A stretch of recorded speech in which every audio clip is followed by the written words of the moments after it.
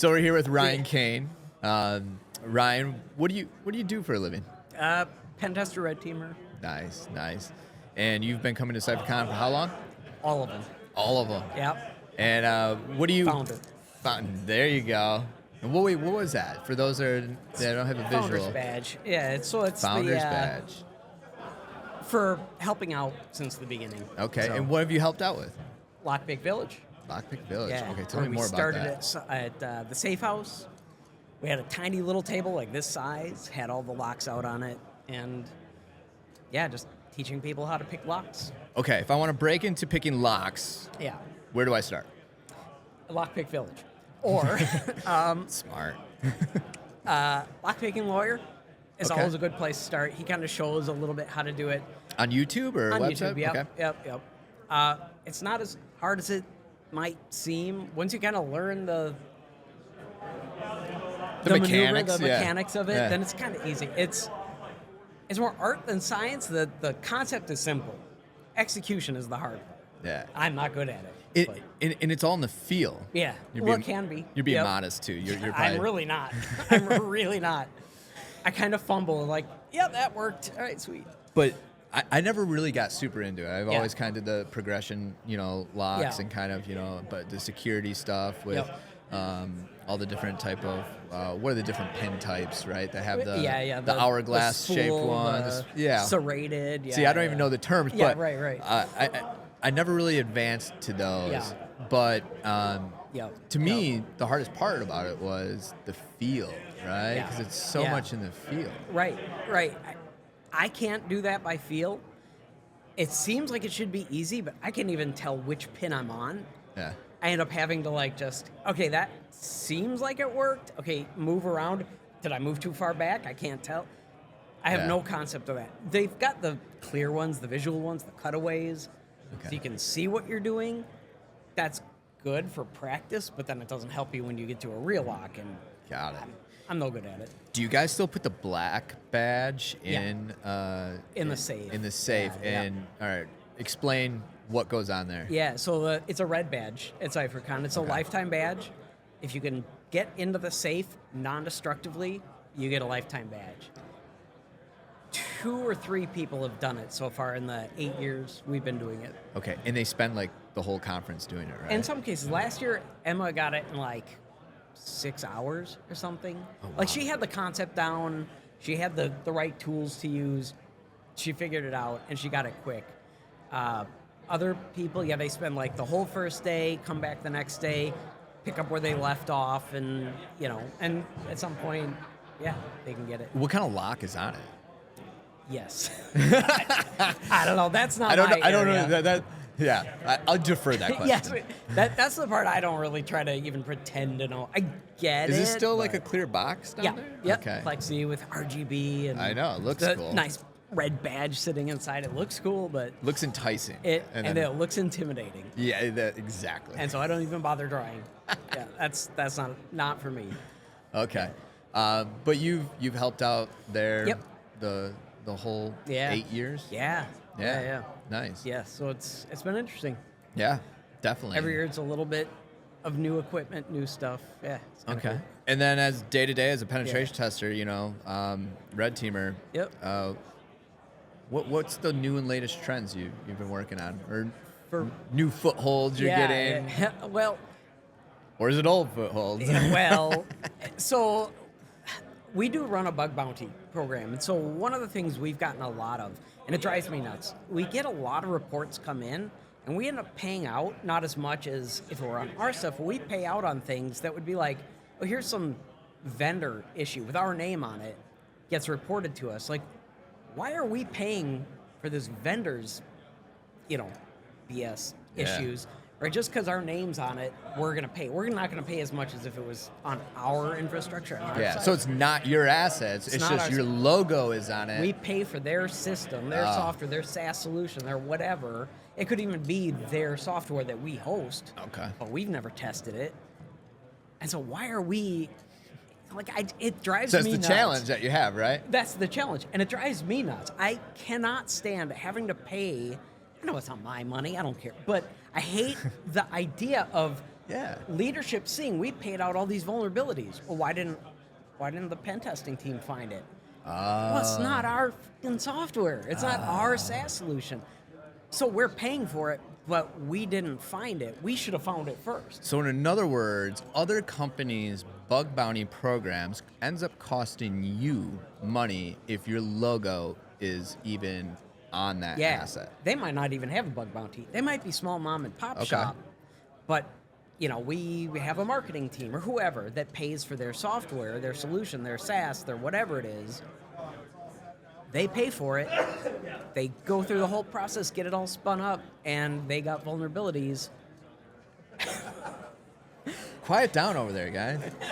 Gesundheit. Too much laughing. And sneezing. And so we're paying for their vulnerabilities to be discovered because we never tested it. Because, there's a gray area of it's SaaS, it's not ours. We don't usually target that. We don't usually test it. But one thing I'm trying to do is say, look, it's our name, it's our information, our info. We should test it. We should spin up a program that says, look, you want to do business with us? Get a pen test. If you can't, we'll do it. Yeah. And that's $100,000, $150,000 service that we'll provide for you. Yeah. You don't have to pay us, but we're going to do it because it's our info on your infrastructure. We're going to do it. Yeah. So Now, you're fighting for that. So that's I don't know about the lawyers and how that's going to work. I don't know. We'll send them this little clip and see what they right, think about it, right? Right.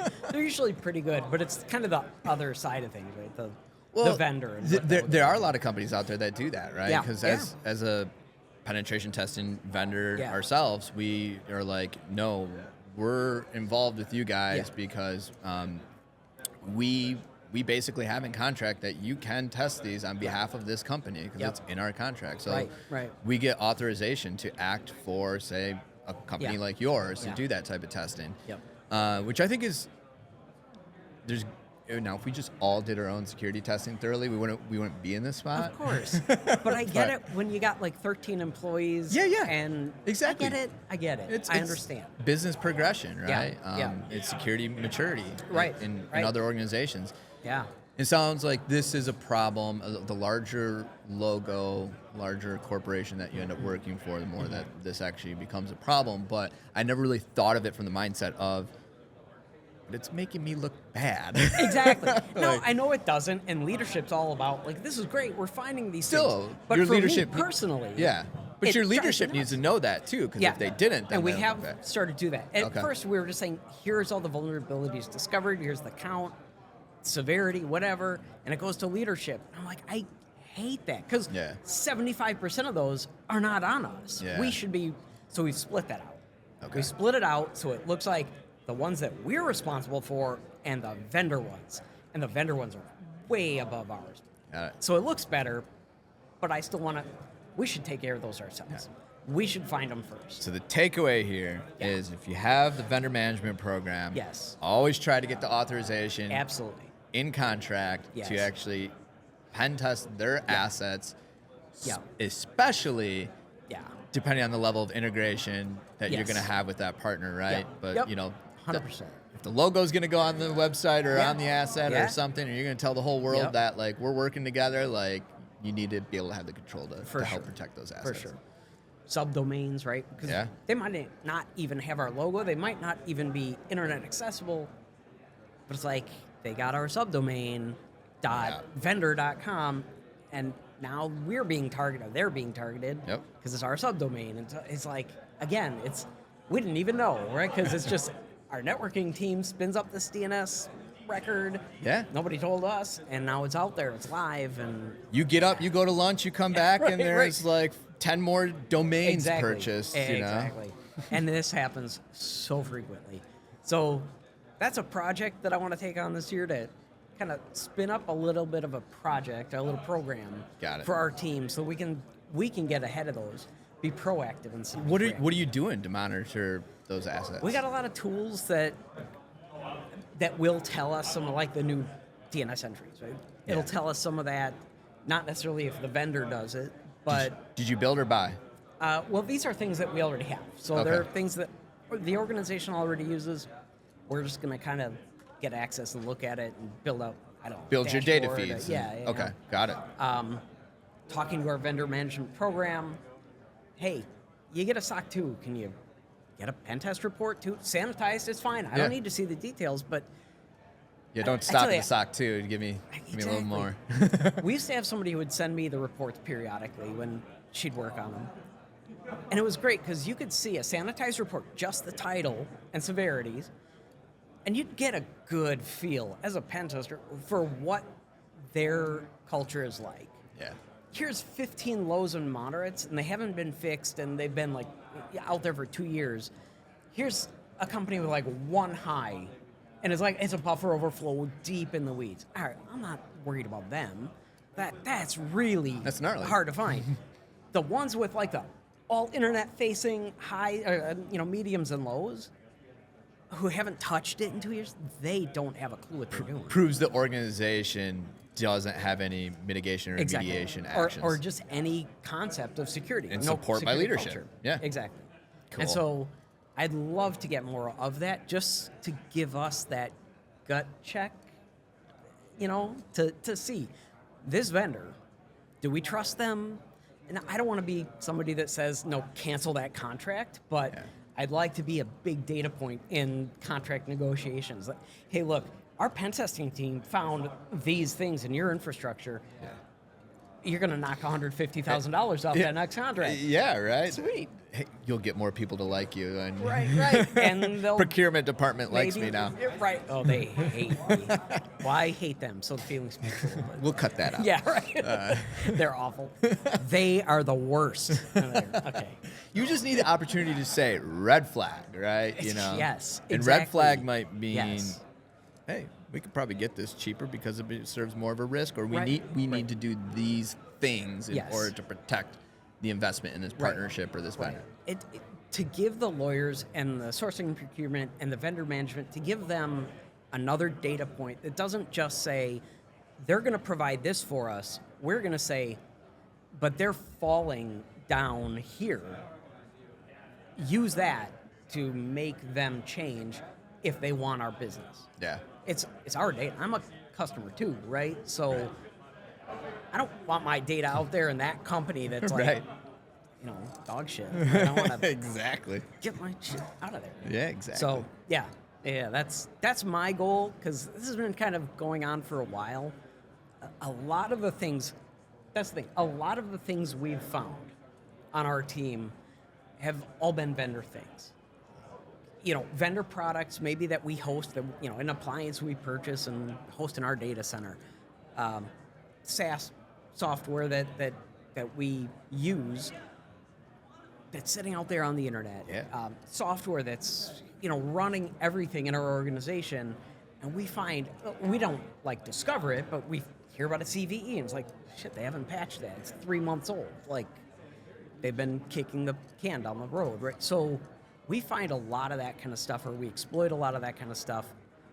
I'd love to be able to do that before we see some news article that says, here's this big CVE, and then we go and have to, make a big thing of it. Right. I want to be more proactive on that. It's hard to do, right? Just because there's so many places you can look, but that's kind of That's the challenge. That's the challenge. So that's my goal for the year. Cool. Well, hey, Ryan. That's long-winded, but No, that's a lofty goal, number one. yeah. But if anyone can do it, you can do it, man. Hope so. We'll see. All right, Talk to Ryan. me next year. I will. All right, sweet. Thanks, Ryan. Cool, thanks.